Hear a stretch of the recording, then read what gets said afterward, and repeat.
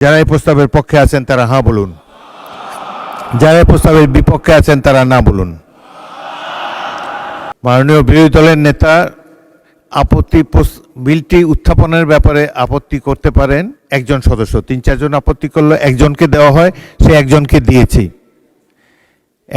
দিয়েছি। আপত্তির ব্যাপারে আর একজনকে দেওয়া সম্ভব না।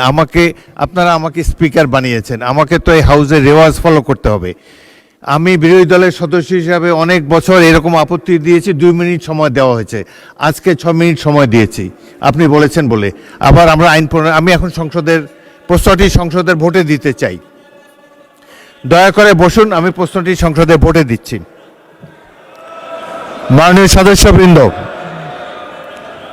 সংসদের সামনে প্রশ্ন হচ্ছে, মাননীয় আইনমন্ত্রী কর্তৃক জাতীয় মানবাধিকার কমিশন রহিতকরণ এবং পুনঃপ্রচলন বিল 2026 সংসদে উত্থাপন করা হোক।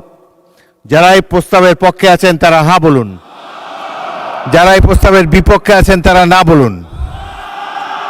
আমার মনে হয় হ্যাঁ জয়যুক্ত হয়েছে।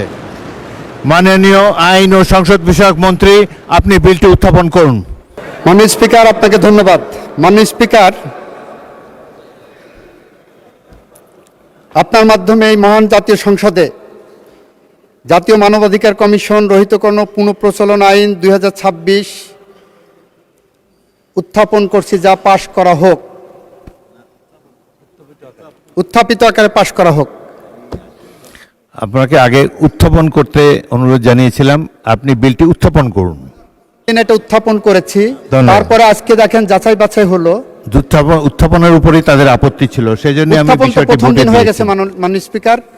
গতদিন এটা উত্থাপন হওয়ার পরে ডিবেটের জন্য রাখা হয়েছিল, যাচাই বাছাইয়ের আগ পর্যন্ত আগে উত্থাপিত ছিল। মাননীয় সদস্যবৃন্দ,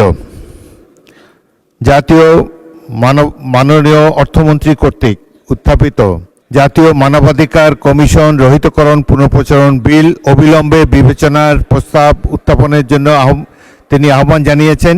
সংসদের সামনে প্রশ্ন হলো, সংসদে উত্থাপিত আকারে জাতীয় মানবাধিকার কমিশন রহিতকরণ ও পুনঃপ্রচলন বিল 2026 অবিলম্বে বিবেচনার জন্য গ্রহণ করা হোক। যারা এই প্রস্তাবের পক্ষে আছেন তারা হ্যাঁ বলুন। যারা এই প্রস্তাবের বিপক্ষে আছেন তারা না বলুন। আমার মনে হয় হ্যাঁ জয়যুক্ত হয়েছে।